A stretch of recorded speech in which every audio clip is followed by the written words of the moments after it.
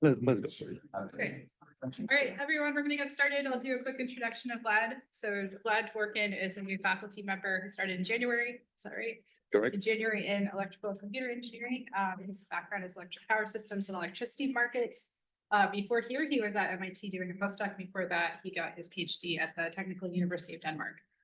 Go ahead. Thank you, Johanna. Thank you, organizers, for having me speaking today. I've been attending control seminars quite a few times, and it feels different on this side of the room, but it's a great pleasure. So today we'll be talking about something that I've been working on over the last 1 year, I think. But before that, I want to give some context to the problem. I'm a power system engineer, and I'm working with electric power grids. My favorite definition of power grids is the largest machine that was ever built. This picture here, it's an interconnection in the northern America. And I really like this picture when I saw it for the first time because it's so much Ann Arbor-centric. So we're right in the middle of this interconnection. And you can see the split into many governing bodies that control and operate this part of this interconnection. They're called system operators.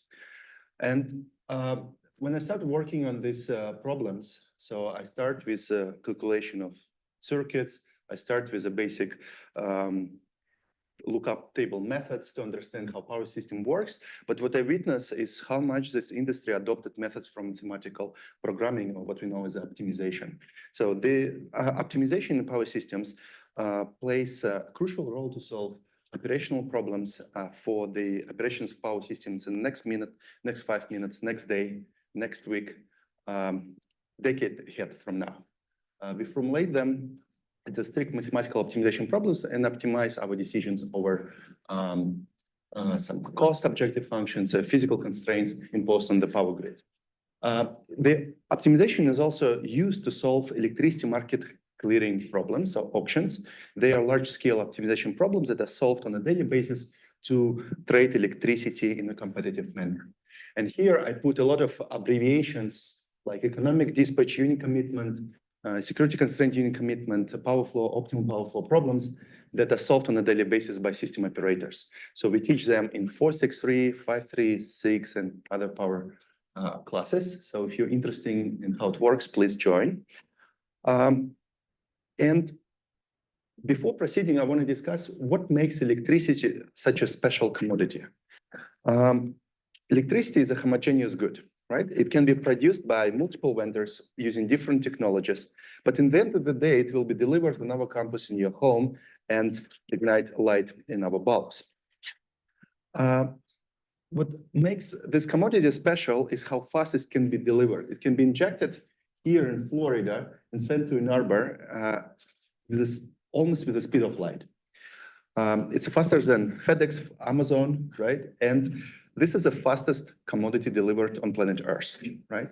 The question is, what makes it deliverable so fast other than physics, right? It's a very carefully crafted, engineered system, power grid, that enables this transition of a current from one point to another. What it means that when we price this commodity, we cannot disregard this important component of delivery. And a lot of electricity trading is not only the cost of producing electricity, but also delivering. It also defines the time scales for electricity trading, because in order to plan a deliverable of current from one point of the system to another, we need to plan how the system is going to operate. So electricity market trading doesn't happen in real time. Only a very marginal % of electricity trading happens in real time, and majority of it happens well ahead of operations. And that gives us a basis for so-called two-stage electricity markets. So this is a very simplified timeline for electricity trading. So somewhere at the day-ahead market stage, say 24, 36 hours ahead of operations, you would receive a forecast, say of renewable power generation or wind power generation, as depicted here. And you will plan your system and you will run the auction and you will trade all electricity quantities at a forecast value. Then you wait for real-time realization of your uncertainty, and you price any deviation from the forecast value at a real-time market. And what is interesting, yes, that majority of electricity is traded at a forecast, and then only small deviations, typically small deviations with the current penetration of renewables in some part of the grids, are traded at the real-time market. But what it also means is that the more renewables you integrate into the system, the more costly they become, because forecast errors increase and more effort it takes to compensate for forecast errors. And this is a real data from a German transmission system operator who actually published data on redispatch. This is the annual cost in billion euros, and you can see that it's only growing. It's only growing thanks to large penetration of solar and wind generation in Germany and the lack of infrastructure to deliver that energy in a cost-efficient way. Okay, so the natural question is then how to make renewable power generation less expensive for the system. And you wouldn't think that we would ever pose this question, because renewables, this is zero marginal cost electricity. It's supposed to be very cheap to deliver it, but because of bottlenecks, because of constraints of the system, it becomes more expensive. So there has been a lot of research on how to make this integration less expensive for the system. And the whole idea of the way you think about this problem, you look into day-ahead and real-time markets, and you try to think how you can minimize the total cost across the two markets. The day-ahead market is given by optimization, can be mixed integer, non-convex or convexified problem.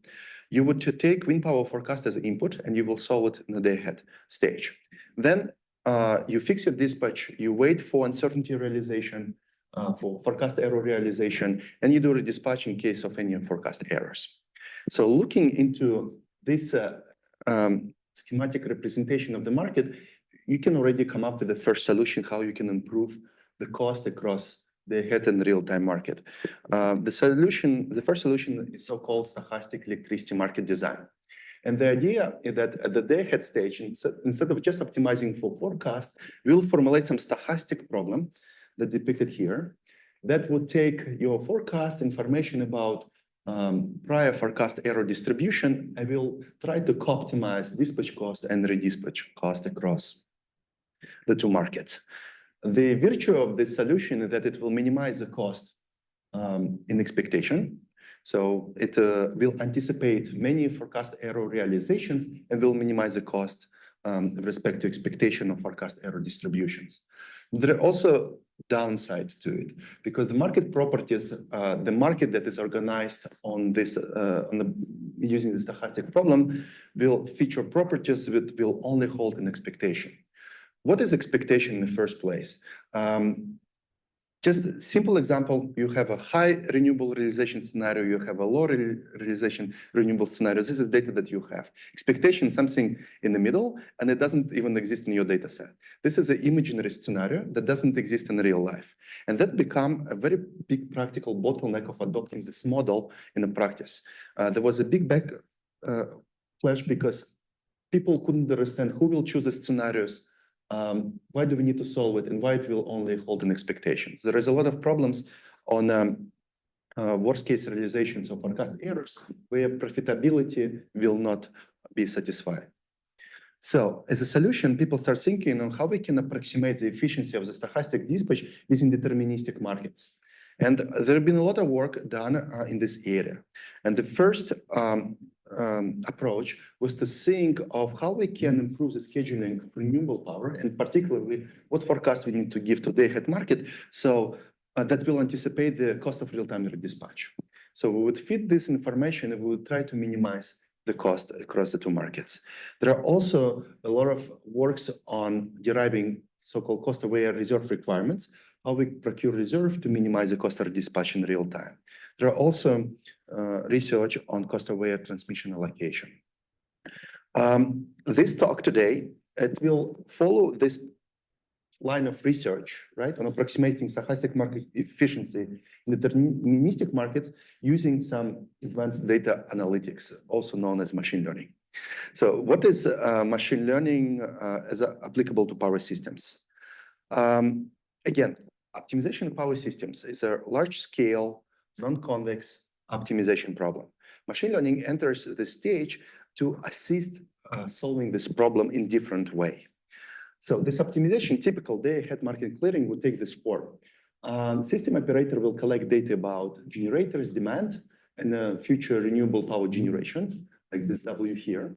And it will compute the cost optimal active reactive set points, P and Q, and U, the commitment status, while satisfying constraints on power flows, generation floor, and voltage limits. The dual variable of this optimization, lambda, will be used to price electricity. That's the cost of producing electricity on wholesale electricity markets. So how machine learning enters the stage? Here, I appended some parameters and variables in this optimization problem with theta, which is a convention from parameter of machine learning model. We can think of very classical applications of machine learning is to predict the net load, the difference between electrical load and uncontrollable renewable energy generation. And there has been a lot of work on how we can forecast this quantity, anticipating its impact of the forecast on the cost of system dispatch and redispatch. Second interesting application is to train a binary classifier that can predict the status of generating unit depending on the operating conditions. So it will train a support vector machine classifier, take operating status of the power grid and map it into optimal on or off status of generating units. And the idea here is that we can provide very efficient warm start to MIP solvers that will solve this problem. And the whole computational time will be spent on minimizing the duality gap in mixed integer programming. The third interesting application is more intrusive. So it's a graph neural networks that were developed in a group of Hao-Ju in Texas. They propose to directly predict real-time electricity prices from the operating conditions of the power systems. And the idea is that, and give performance guarantees to it. It's a cool model. Everything works. And what it allows us is to increase the granularity of a time scales of real-time market, not every hour, but every 5 minutes, every minute, or even every second. Last application I want to review is so-called optimization proxies that was developed in Georgia Tech. The idea is that we can train a deep neural network that will take operating condition as input and produce power dispatch very fast. So once it's trained, you can instantaneously match operation conditions into power dispatch. And what you can use it for, you can use it for very quick contingency screening in real time. This will allow us to estimate uncertainty better and reduce conservatism of our decisions on reserves, hence reduce the cost of electricity. In this talk, I want to discuss the dual role of machine learning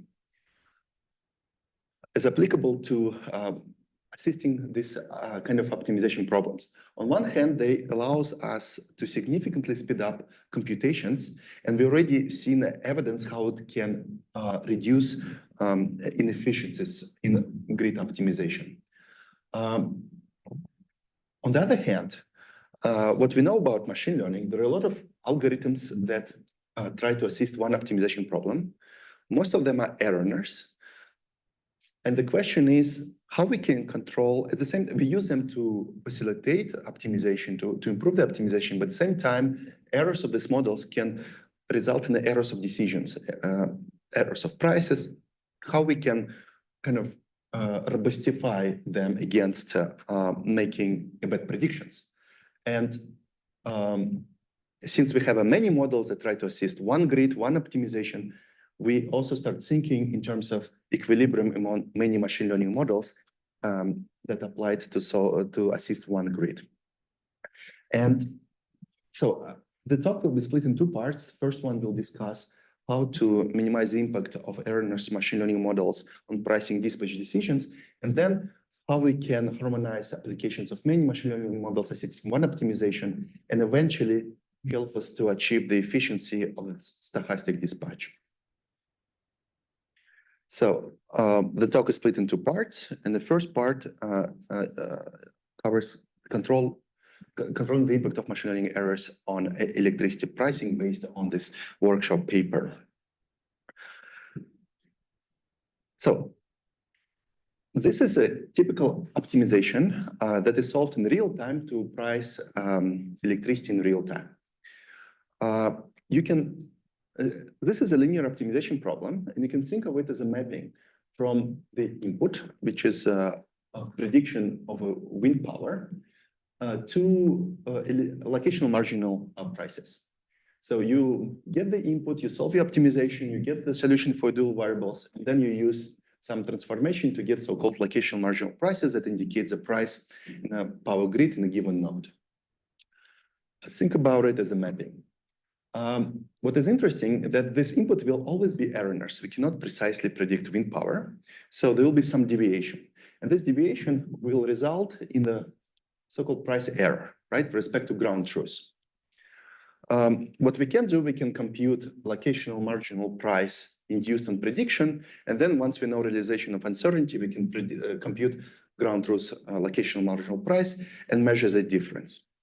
And what is interesting that you might have only one wind farm in the system, but because of network properties encoded in this PTDF matrix, the errors from one wind farm, they will propagate throughout the whole network. So there will be a ripple effect. Let's see how it looks in this example of a standard IEEE 118 bus system. So there are 118 buses, and only one bus we installed a wind farm. We use a standard prediction tool to map some weather information into prediction, into active power produced by this wind farm. And what you can see here is how errors of predictions from this one wind farm propagates throughout the network into the locational marginal prices. You see here that at some part of the node, the prices are systematically larger, and in another part of the node, the prices are systematically below zero. So what it means is that, and everything happens far away from the wind farm that induces error. So this is completely unfair, right? But this is a network effect. This is all thanks to congestion. That's what we witness. So that means that when we train our model to predict wind farm, we might risk end up in this uneven allocation of pricing errors in the network.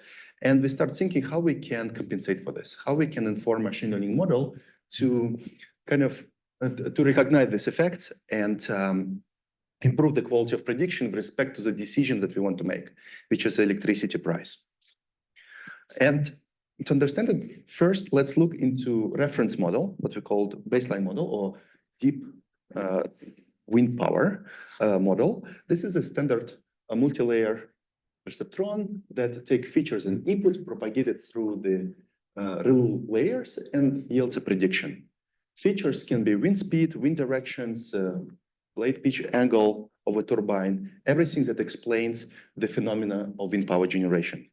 And in this reference model, the only objective is to minimize the prediction error.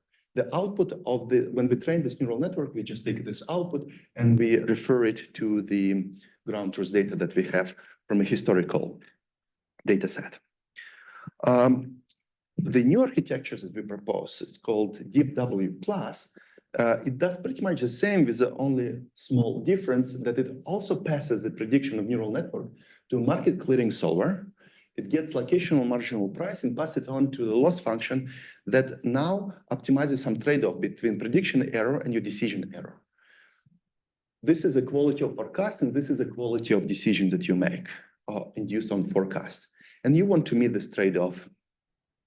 This all become possible thanks to our colleagues from CMU that first proposed integrating optimization models as a layers in deep neural network. And you can read more about it in this reference here. The problem here is that how we train neural network, we train it on a large data sets, right? And for every prediction, we need to compute locational marginal price, and we have a data set of 10,000 observations. We need to solve 10,000 market clearing problems, and all happens at every epoch. And we need like thousands of epochs to make it training efficient. So somehow we need algorithms that allows us to solve market clearing solver problem in batches. So for that, we took the original problem, DC optimum power flow here, and we first represented it as some equivalent primal form. So we got rid of the equality constraint, rewrite everything is in equality and wrote it in the compact form.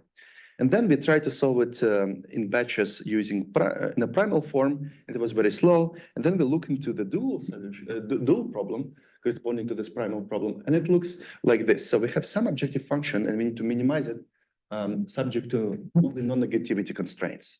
And what it allows us is to devise a very fast proximal algorithm to solve this optimization problem in batches. There is some results. So we looked into this wind power curve. So you see active power output from a wind farm. And this is a wind speed. So this is onshore wind turbine that produces maximum power at 10 meters per second. This is the active power in PU from 0 to 1. So we have several features that explains the physical phenomena. And now we train two neural networks. One is a deep WP that's just a standard 4-layer deep neural network with 30 neurons in each hidden layer. And deep WP plus is the same architecture, but it also includes optimization layer to inform predictions on the quality of pricing solutions. And this is the results. On the left, you see what you saw before. So this is just a standard neural network that maps features into predictions and minimizes as a loss function just to minimize the quality of a prediction.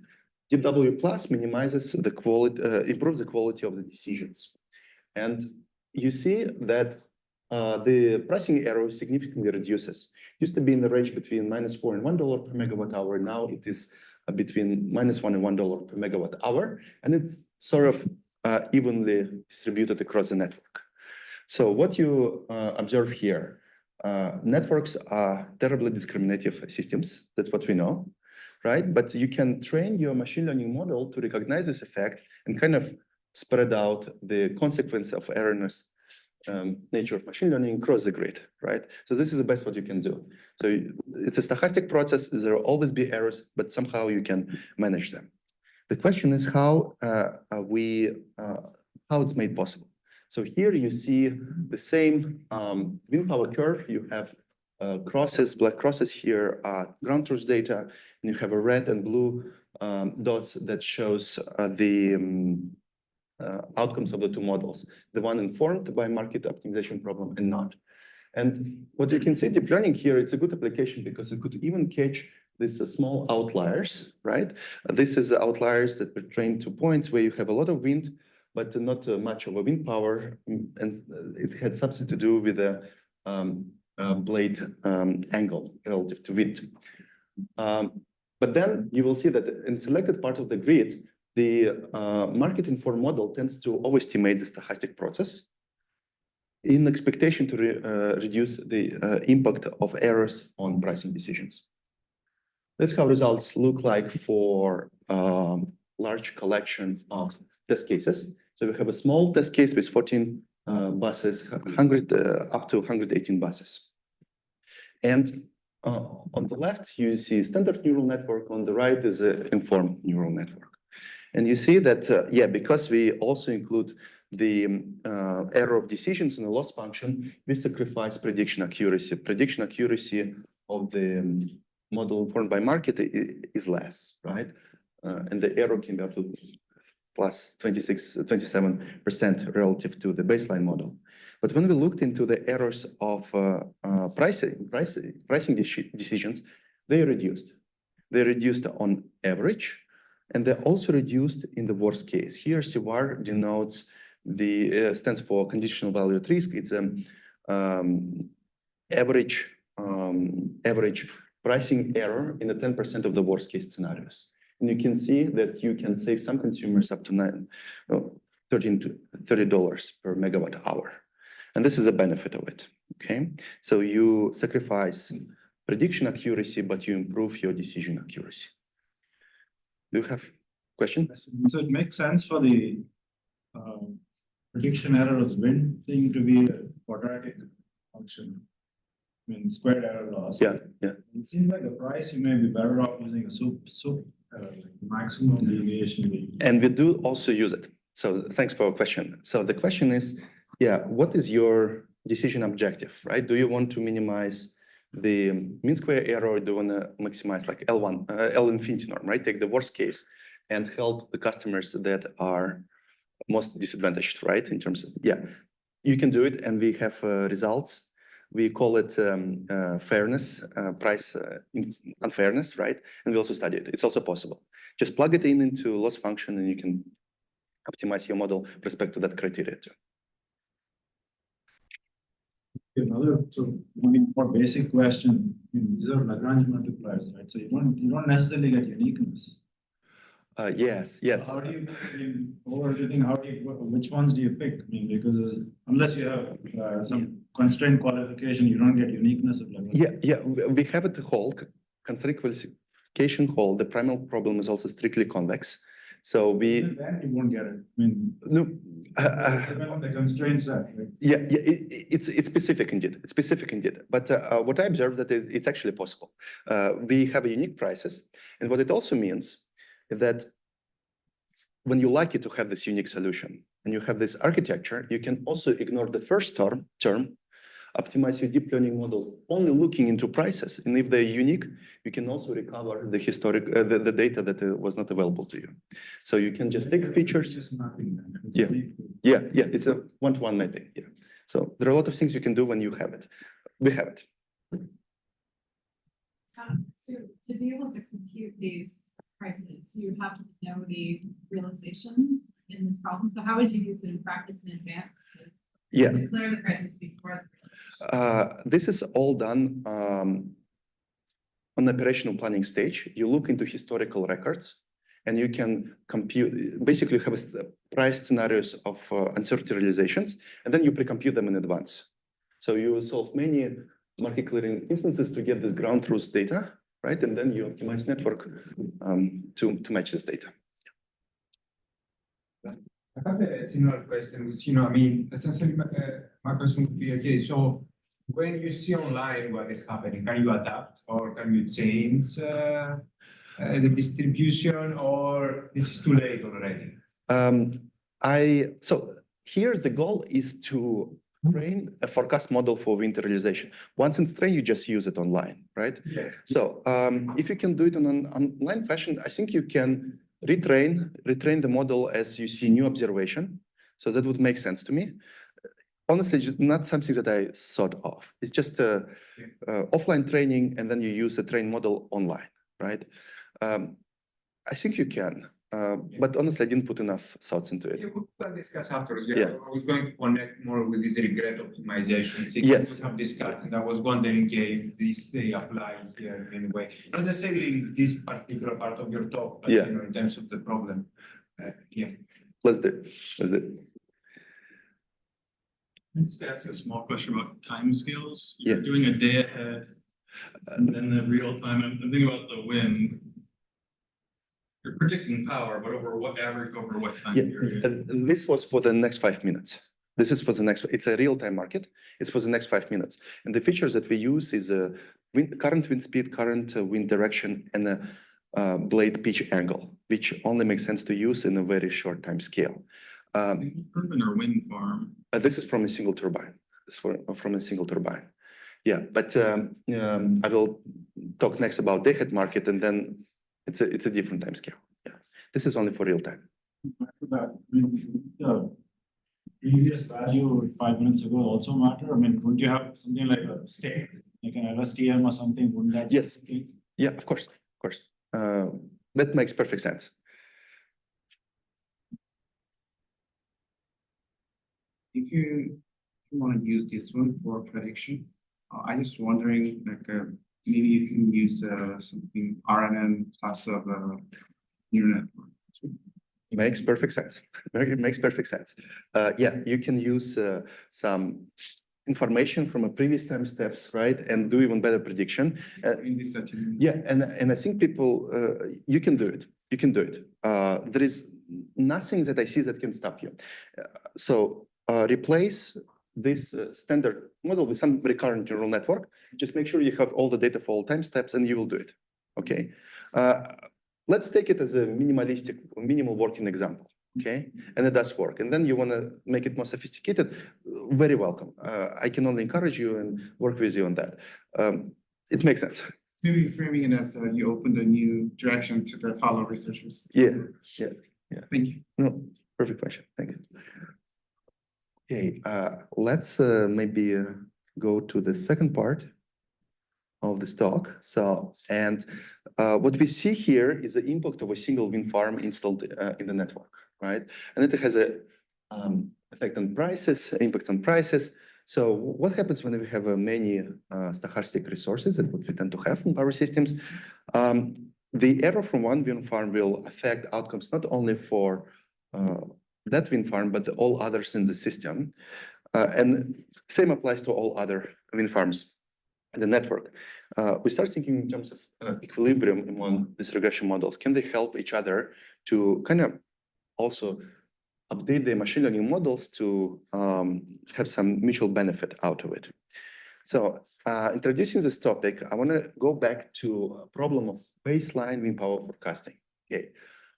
Again, it's a similar setting as before. We have features, we have realization of wind power, and we train a machine learning model here, W theta, with parameter theta, that maps these features into wind power realizations. No recurrent neural network, just a standard mapping of features into wind power output. So we would minimize some mean square loss function to get the value of the parameter, and we would also use some L1 regularization to select best features that does job for us. And that's what data science would do if you come straight out of university to work for system operator of a renewable wind farm. If you would have some domain knowledge over time, the data scientist would learn that this is not the optimal forecast. This forecast minimizes prediction error, but it doesn't extract the maximum revenue from the forecast. What you can do, you can take electricity prices. Now we're talking about day-ahead and real-time markets, right? We're at the day-ahead stage. We take price forecast for day-ahead market. We will take price forecast for the real-time market. And now we will maximize, instead of minimizing the empirical loss, we'll maximize the revenue that is induced on forecast. And what components does it have? It has a day-ahead revenue. So this is your machine learning model. It takes a feature and gives you a day-ahead bid. You get the day-ahead revenue multiplied by price. You also have a real-time revenue that computes the deviation of the forecast error of your tool and multiplied by the real-time price. That builds your overall revenues through the chain of two markets, day-ahead and real-time markets. And the solution of these two problems is very different, right? Because of cost structure, congestion in the network. But you have a lot of wind farms that all optimize their forecast models like this. So we start thinking how the equilibrium looks like among many forecast models, wind farms in the system.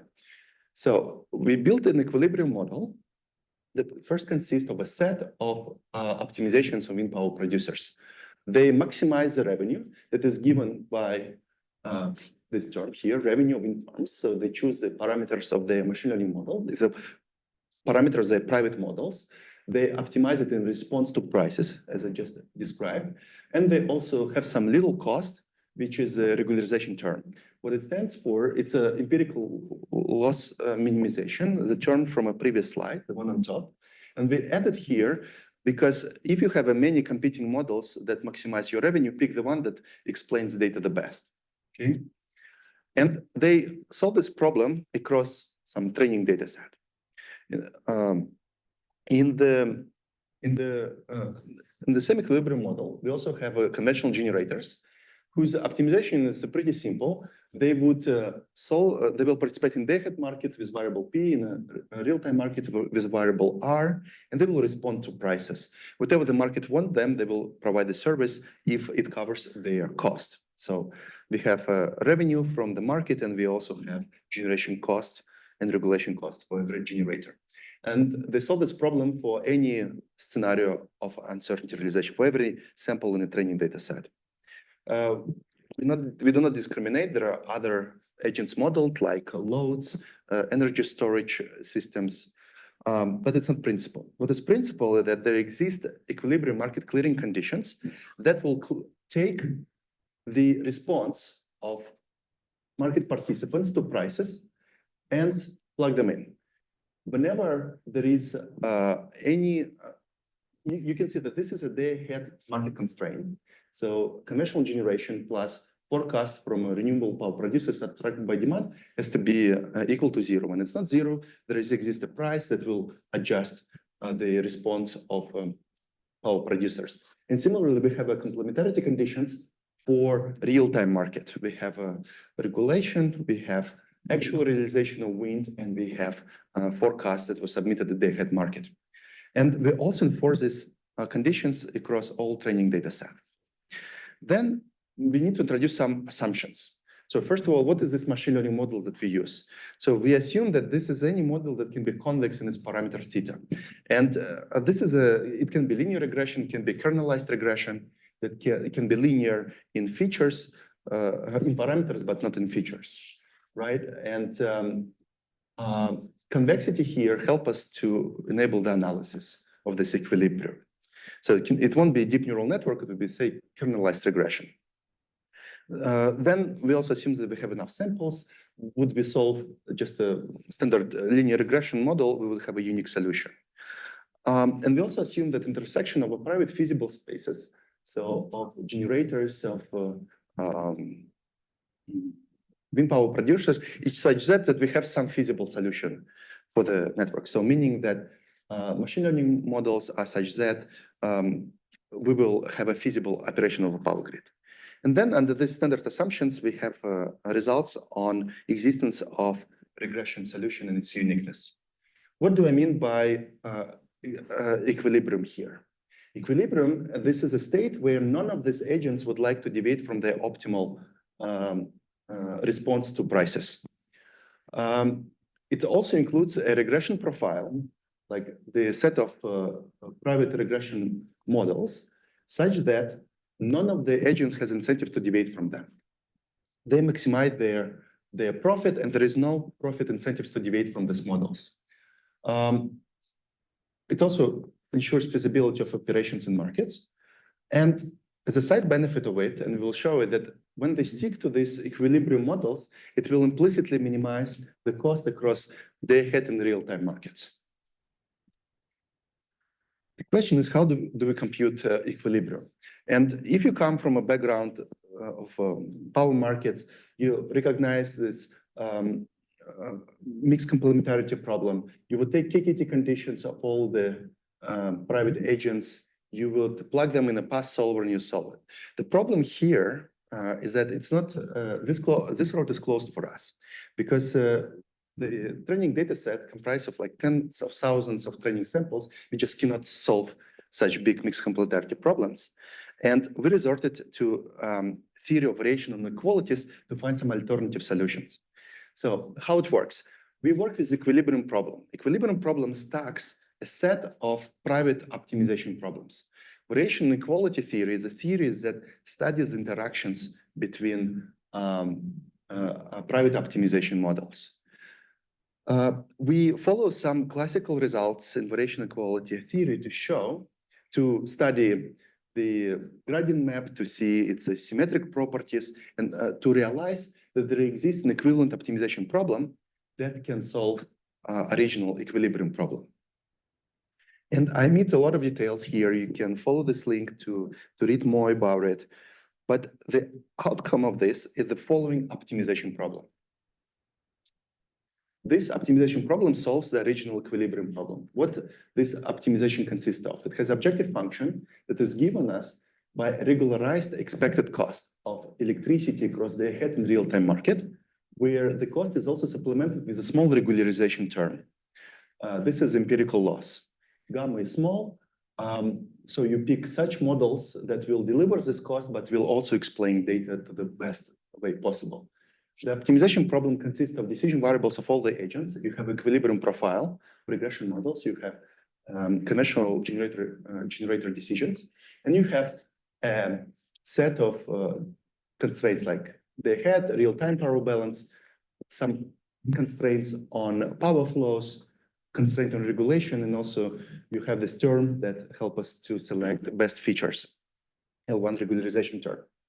And what is interesting that you have a regression model, right? But instead of solving empirical risk minimization problem, you solve this complex optimization problem that computes equilibrium of regression models in electricity market. Just by looking to objective function, you see that this optimal regression profile will minimize the cost of electricity plus some regularization term. And this is a cool result because equilibrium originally maximizes the profits of all agents. But when we start thinking how we compute this equilibrium, we also see that it minimizes the expected cost across the two markets. Yeah. Clarification question, like you are not using data at all in this one or what? Oh, excuse me. We do use data. So what is data? We have features, phi, right? And we have historical realizations of wind production. This comes from a data set. An I index? Yeah, I index is a sample. And we have n samples, and we compute the average cost across training data set.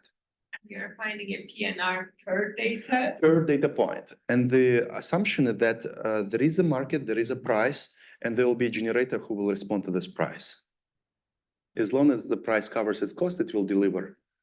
It's like PNR had the optimization problems index in the previous slide. So how does PNR are related to the PNR in the previous slide, I guess? Yeah. They're the same. They're the same. Oh, they are the same PNR? This is the same. Okay. Yeah, yeah. So you have a decisions of regression decisions. You have a decision of conventional generators. So we want to solve this equilibrium. We solve it using this centralized optimization that includes all these variables. Yeah. I'm going to see if I understand. You've got a decentralized optimization. The solution to that is equivalent to a centralized problem. Yeah. But what's the nugget that, like, if I abstract away from the power systems problem, is there a nugget I can take away from other problems? So so what it means that, okay, you have a set of private optimization problems. You want to find solution to this problem. So there is different ways you can do it. You can use this centralized optimization, as you say. You can or you can find a centralized optimizations that will solve the whole equilibrium problem. And you're extremely lucky when you have this case, because there are equilibrium problems that do not have this centralized optimization solved, but we do have it and present. But is there like a one, maybe the answer is no. Is there like a one sentence nugget of what's the class of optimization problem, or what's the structure here that allows you? I mean, you say by this, there must be some symmetry. Yeah. Okay. So what you do, so how do you proceed with this? So you have a equilibrium problem. You need to recast it as a variational equality problem. So what it means, you need to take the gradient of objective function of all the agents, right? And then using short version of events, you use the properties of this gradient map, right? You compute adhesion and you see that it's positive semi-definite, and it's a metric matrix.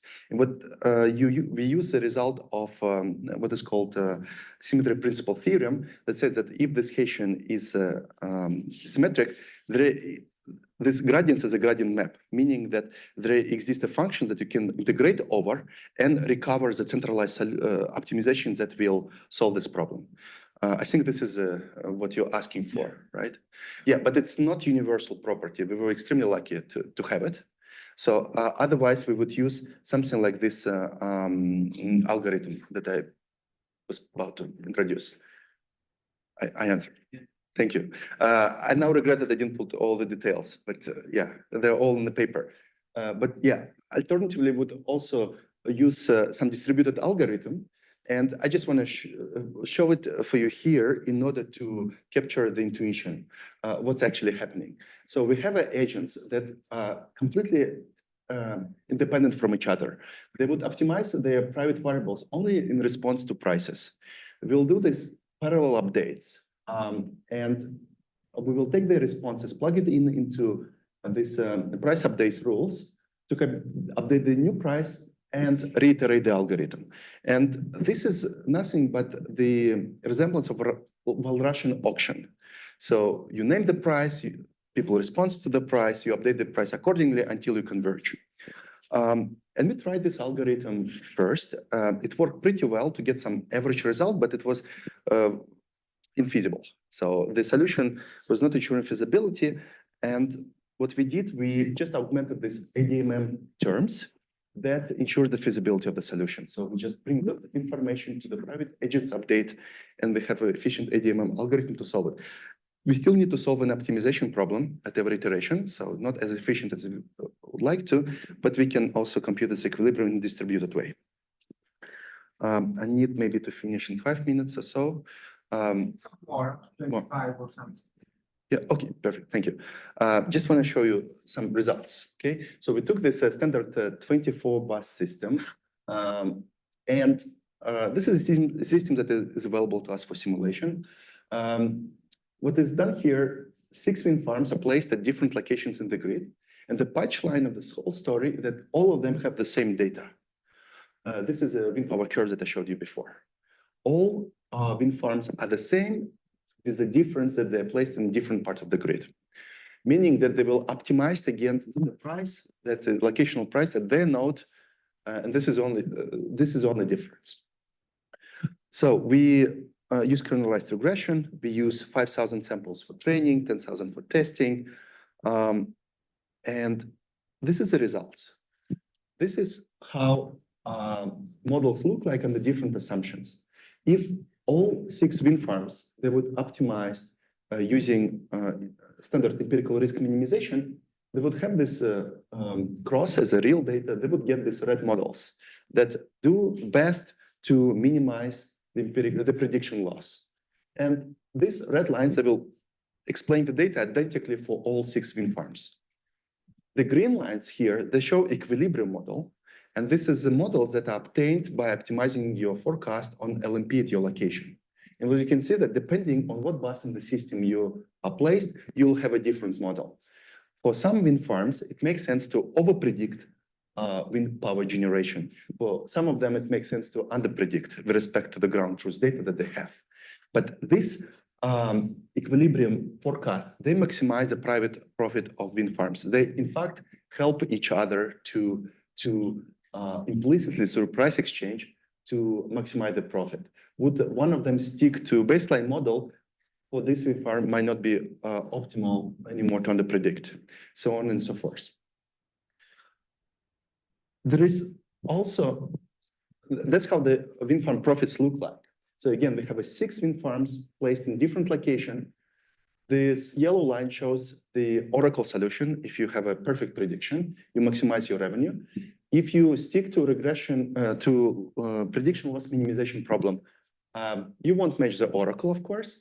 So, but you can do better if you stick to your equilibrium regression forecast. Okay, and also by equilibrium, we also understand that there is no incentives to deviate from the forecast. When we compute incentives to deviate from the baseline models, there will always be some profit incentives to deviate, but there will be no incentives to deviate from equilibrium model if you just stick to it. It also means a lot for system cost. You remember I started this presentation introducing stochastic market design, that we want to minimize the cost across 2 market stages. These are solutions for 3 models. First is Oracle, right? It has no prediction error. You have a baseline model that minimizes prediction error, and you have an equilibrium model whose prediction error is much larger. But when we look at the cost, we see that we are staying much closer to the Oracle solution under equilibrium than under some baseline model. When we look into distribution of cost between day-ahead and real-time market, we see the virtue of equilibrium. That, okay, it can be more expensive for a day-ahead market, but it substantially reduces the cost of redispatch. That's what we saw in Germany. The costs are reducing. That's how Germany can win by coordinating wind farms to achieve equilibrium. And here are the results for the worst case dispatch cost with respect to Oracle. We see some gains on average, but larger gains are in the worst case, in the tails of the distribution. This is an average error with respect to Oracle in 10% of the worst case scenarios. We achieve significant savings in equilibrium. Some concluding remarks. In the first part, I talked about error-ness nature of machine learning model, and that it will eventually affect the quality of decisions that we make, particularly electricity pricing. But the whole message of this talk that if we start informing machine learning model on the quality of our decisions that we will be using forecast, we can significantly improve the decision value of the models. In the second part, I talked about power grids and network coupling effects. A lot of private machine learning models are coupled through the network. Effect of one model errors will have effect on the user of that model, but also now other agents in the system.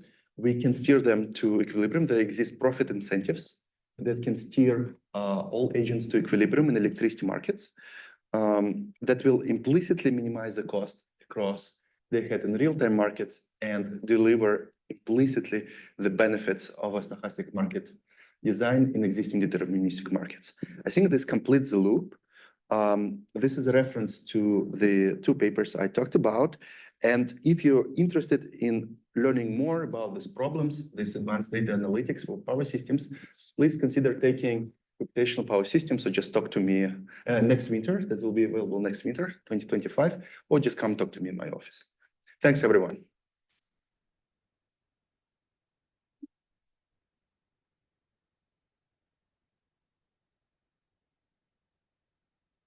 We can assume here that all the models are essentially the same fidelity for every agent, right? With the parameter. Yeah. Okay. The bigger models and the smaller model, is asymmetry in that and heterogeneity in that. As long as they're convex and just satisfy some set of assumptions, so equilibrium should exist. What still makes things different for them is what features they might take, right? We have this L1 regularization here that would take a best feature that is best for the agent placed in one particular location, and can be different features for agents in different location. So there is some heterogeneity, but yeah, the class of model is the same. Okay, you can vary maybe the features you use, different kernels, different feature transformation, right? But as long as it remains convex. Another thing in this context would be that, say, you can have correlations, right? So suppose, so now if someone controls many of these locations and moves then what happens then? Then Nash equilibrium need not be deviation to correlation will be deviation to cannot be protected against. Perfect point. Yes. Here this is an instance of Nash equilibrium, the shared constraint, no separation. Agents only respond to prices and they don't do anything else. I'm not claiming that you can game this market, right? You can, if you cooperate with others, if you anticipate decisions of others. Wind farms, for example. Yeah. Wind farms and that. Yes, most likely you won't play Nash anymore. So I think you will have advantage. You will have a profit advantage to game the market and use these locational differences. Again, because, I'm with you.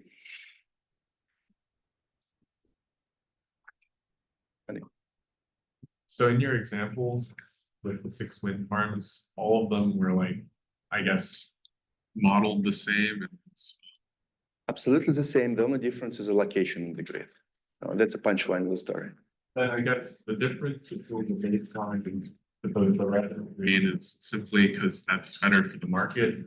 Better for the market, but first of all, when you play in the market, you don't think about market, you think about yourself, right? So it's better for them. They have individual incentives to stick to those equilibrium models, right? They can be different, but they will maximize your profit. But implicitly, it helps the whole market. Yeah. And then do you have any intuitive explanation of why is one over predicting, why is under predicting? Yes. Yeah, and I guess it just strikes me as a little weird. You can do the wind prediction well, but then use the changes in the wind prediction to adjust the market outcomes, but and maybe you want different levers to deal with market outcomes as opposed to wind prediction. Yeah. Makes sense. Yeah, it does. Everything is hidden in your response to prices that you see, right? And prices induced, they can vary, and they all depends on the cost structure in the system.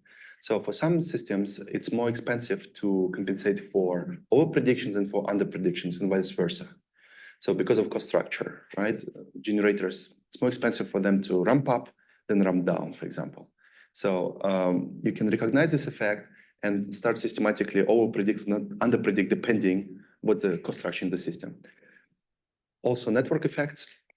So by withholding some capacity from the system, you might provoke some units to enter the market and take advantage of it in real time, and vice versa. So there are some good vignettes you can construct around it, right? Give a real case why that. It's just that this system is a little too big to kind of isolate every single effect. But in a small tool example, you can show it.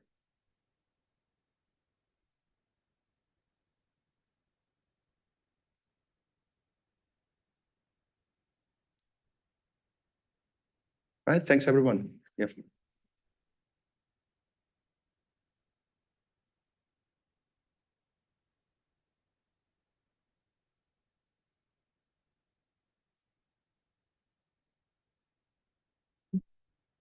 Should I just finish? I know.